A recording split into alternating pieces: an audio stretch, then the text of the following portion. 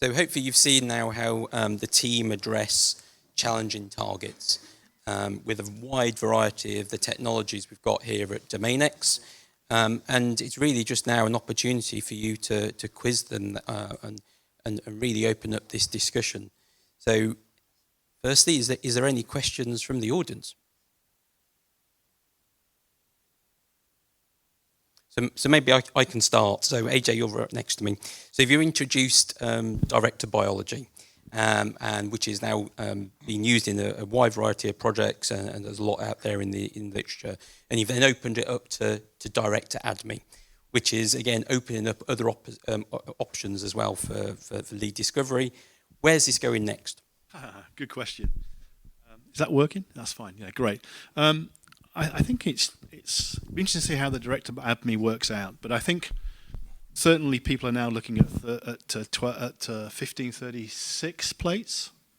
I think that's right. Is it 1236? 1536. Yeah. So GSK are now doing that, and that is really pushing the envelope. 1536. And what's interesting about director biology is you think it's just mixing A and B. It's not that. There's actually dynamics going on in terms of how they're mixing together. In fact, GSK gave a great paper of an aide-man coupling where, in fact, the actual sequence of the reagents dictated how the reaction worked in a 1536 plate. So there's a lot more science to it than just simply mixing A and B. And I think that's where it's going. I've got a quick question. I went to AstraZeneca the other day. They're fantastic, by the way, at D2. The Italy, so they're doing like 1 million compounds a day. We aren't quite there yet. No, but the question is, how does biotech compete with that? I think it's clear that the direction of travel is more automation, more robotics. There's no doubt about it, and that's in some ways where we want to go in terms of direction of travel. And I think that's driving those high numbers is that sort of robotics and automation for sure. But that costs money. I mean, Signature spent £1 million on the high throughput laboratory. That's a lot of money to invest. So maybe We're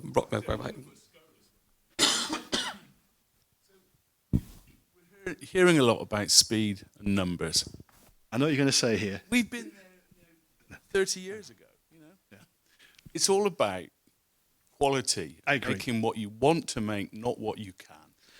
I think you're absolutely right. That fits in across all your talks. Yeah, you're absolutely right. Although I think some targets, like molecular glues, it's a numbers game, I would suggest. And therefore, you do want to start screening 20, 30,000 compounds. But surely in the age of AI, if it really is going to impact, it should cut that number down. I think if you look at AI in terms of molecular glue space, it's developing, it's evoluting. It's an evolution at the moment for me. I mean, what do you think, Mike? There was a paper that came out today called Glue Map. There you go. So yeah, there's lots of stuff. It's definitely a lot harder than you think, though. Even with AI, I don't think it's not going to solve. It's not there yet, but I take your point, Robbie. You're absolutely spot on. You're right. It's quality in that design cycle. I knew you'd say that. Trevor. And we're not doing that, Trevor. By the way, we're not making 1 million compounds. How does biotech win? It wins by being smarter. Yeah. You're never going to have the financial firepower to compete with big pharma. So you need to think of other battles that you can win. And I think that the history of biotech teaches us that, generally speaking, yes, the big innovations do come from biotech. They tend, on the whole, not to come from big pharma. So that's how biotech wins. That's how wins by being smarter. If they can give you, or biotech, the same results as a farmer would get by spending £10 million, by spending £100,000, that's a happy day, isn't it? So that's the goal, is to be smart. Yeah, and I agree there. So why do you need to make those 1 million compounds? And actually, a lot of the data up front, I think, for D2B is the selection of those compounds that means you only need to make and screen 1,000. And it's using those models to give us that and that selection to speed that up for your next cycle. No. We give it a good try.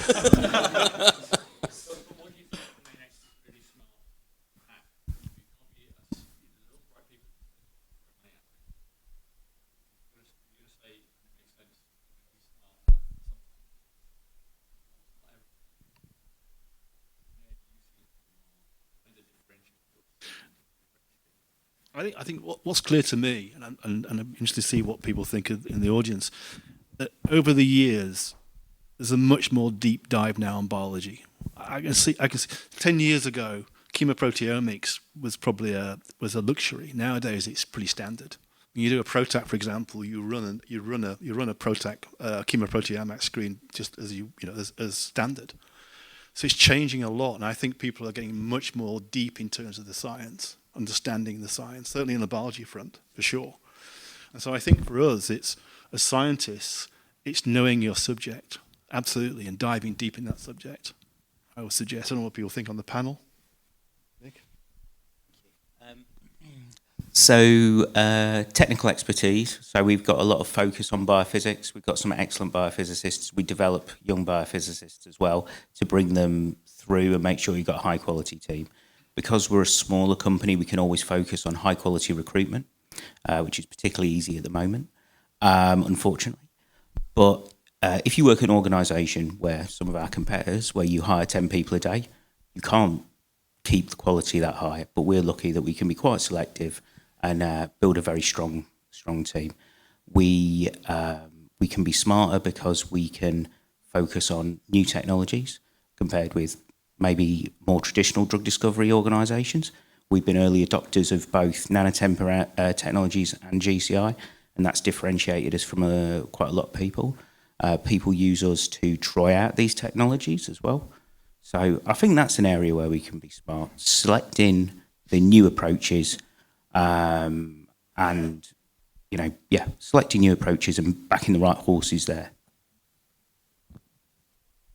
And I think as well, the collaborative approach, which I appreciate everyone will say that they're collaborative, but that, we have testimonials from clients where they come back and say, we were running a integrated project and we ran into a road bump, but you guys actually, you sat down with us, you talked with us, we came up with solutions and ways around these roadblocks. And I think that's something we do hear quite a lot of, that we take the time to do that and be collaborative with our clients is certainly one of our strengths, I would say.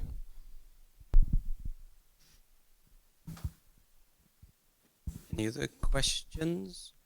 Maybe I can ask one, which I'm very interested in, Jim. And I know that you said this is hot off the press, and maybe going to those new technologies and those differentiators is the recent cryo-EM structure of the nanodisc of L3. Have you had time to have a look at our detergent prep cryo-EM and the one in the nanodisc and actually see if there's any differences? Because that's going to be a key area. And you're saying it's going to be more of a native state. Have we got there yet? Not yet. We're working on it. There's a question I really want to answer myself as well. It is very new. We've just had this structure in the last week or so. So we're doing that right now. We're trying to look at the comparison in structure between the two systems. What I can say at the moment is we can clearly see native lipids where they are still carried along. We see just the density of the lipids in the structure as well, which we couldn't see with the detergent-based preps. So there are some clear differences already.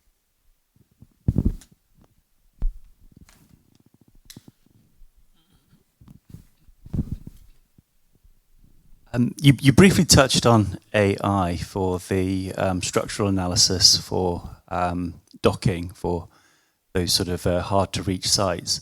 I just wondered if, as a panel, you've got any thoughts about how AI is going to impact on drug discovery going forward. I think as a fairly humble scientist, I get very confused about what's actually good and what's not in terms of AI research at the moment in drug discovery. And we're all aware of a number of companies that have perhaps gone to the wall or failed because actually what they produced at the end wasn't perhaps that different from someone used to say real intelligence, scientists sitting around talking to each other. So so perhaps you could comment where you think AI is going to be impactful across drug discovery as a whole. Want to take that, Mike? Is that for me, yeah? I get your concern, right? AI comes with a lot of hype. Like, every new method that comes out seems like it's going to solve drug discovery, but it hasn't, right? It still hasn't solved it. It's still not a simple process. And I think a lot of AI is there for idea generation, right? And coming up with hypotheses, as well as data analysis, building models, understanding your data. And that's where AI is going to come in and really help you pick out true kind of unique data points in your data. We can do all the fancy stuff, protein folding and stuff like this, but that always comes with caveats. It sometimes doesn't work, and when it doesn't work, it's not useful. So yeah, I wouldn't worry too much about AI coming and taking your job, but definitely being able to utilize it and use it in positive ways is something which I think will help get to an answer faster, whether it's a good or a bad answer. Yeah, Can I just comment on that? I think the RNA project actually is quite a good example where I know that only some of it was AI, but rather than use the entire fragment library, which is 10 plates, we ran one plate and got the same number of hits we would expect. So it's faster, consumes less material. It was all done in a day. And I think that, yeah, like Mike said, that it's the interpretation of massive data sets where you're pulling out patterns that are just almost beyond comprehension and human ability to pick out those patterns is where I've seen it in the stuff. No med chemist is going to sit and read a 1,600-page patent and manually draw out 2,000 structures. I don't think anybody's doing that. I'm sure I saw Peter there at the back nodding his head. I think your slide summed it up, though. Yeah. It's using it, right? So it's artificial intelligence with actual intelligence to create augmented intelligence. Yes. It's not alternative intelligence. No. All of those things to come together. Every time I go to a panel discussion and somebody's mentioned AI, it's effectively the same debate. Yeah.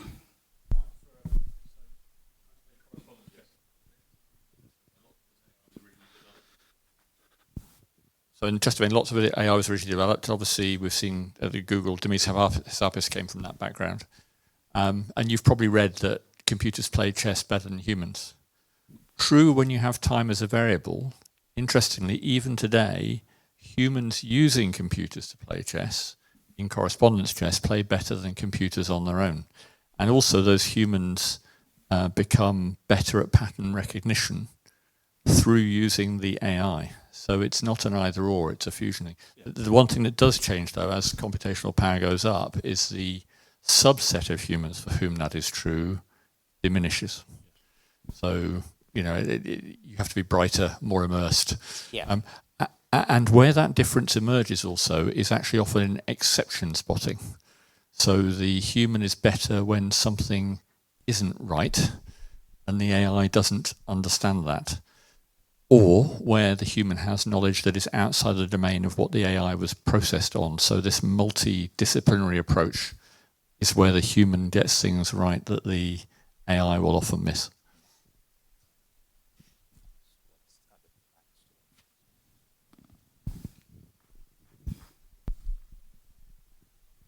I think it would be more a question for Mike. Is Dominex exploring options for generative chemistry and, in particular, synthetic tractability? Yes. Generative chemistry is, I don't know if you've ever seen any compounds that come out of a pure generative AI. They are not synthesizable at all, likely not even synthesizable ever. There are a few codes that we've looked into that do consider synthesizability, so you can hard code in specific reaction smirks. That's great, but then you need the building blocks. So we are thinking of potentially taking our reagent library that we have and maybe generating a sort of domain specific space that we can offer to clients. We haven't done that yet, but it might be on the plans for next year, I think. I'm looking at you, AJ. We'll see. But yeah, that's something we're considering. But yeah, truly generative AI for chemistry design is actually a lot harder than people think, just because of the number of possibilities that you can have. I mean, chemical space is, I don't remember the numbers, but very big. So yeah, we have looked into that. We're maybe going to take a deeper look next year and maybe start beginning to think about what we could offer in that space, but with synthesizability in mind. Picking on you again, Mike. So it's obviously the keen area of interest, but you've talked about where we're at now, and we've talked about the generative AI. Is there anything else on that roadmap that over the next year that you can sort of look to prioritize? So I guess the new latest kind of area where people are getting excited is for biologics. Peptides, proteins, antibody design against targets. Recently, I think the guys who made Boltz, which was a cold folding method, came out with Boltz Gen, which has wet lab validation of their biologics designs, and I think they got about 60% hit rate for their biologics designs. So those kind of areas are something which I think is going to grow over the next year or two, and I think AI could have a really strong position there. It's much easier to design biologics than small molecules with AI, apparently. Apparently. Well, according to their papers, it is. So we'll see how that continues. But yeah. Yes, but it's also a smaller space if you consider the sort of combinations of different matter you can have. For small molecules, one atom change, can be a lot of permutations. But for peptides, proteins, and biologics, it's not as challenging. So it's a smaller search space. There is also a lot more structural data out there for those types of approaches as well. Okay. Any last questions before? I know we're in the way of the drinks and also some.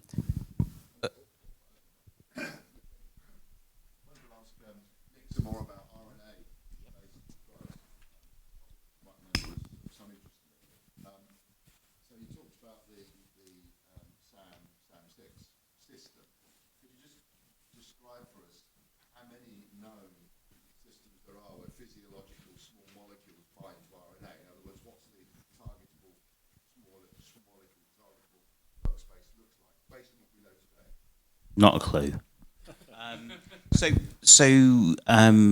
Riboswitches aren't, they're prokaryotic, right? And there's some interest in them as potential antibiotics, but I don't think a single one's come on the market. So from that point of view, they're probably not great examples. But I think where there's a lot more promise is in looking at things like stabilizing 3' UTRs to stop their proteins being translated. I think that smaller non-coding RNAs, so things like pre-microRNAs, that's the next step of our project, is to look at stabilizing a pre-microRNA, and then we'll be able to take that through and look at gene expression and protein levels based on modulating those non-coding RNAs. So I think that those are going to be the approaches, right? I mean, this is new. I really think this is like a new frontier in terms of exploiting those type of molecules. Maybe I can add to that I think one of the beauties of RNA is you've got different roads you can come into RNA. So obviously you've got the modulators that Nick talked about, you've got RNA degraders, you've got RNA like PPIs, you've got RPI inhibitors, you've also got human translation inhibitors coming on as well. So there's a whole wealth. Even covalent ones. Even the covalent ones. You've got a whole wealth of different pathways to hit RNA. And that's, to me, why it's quite exciting as an area. I know.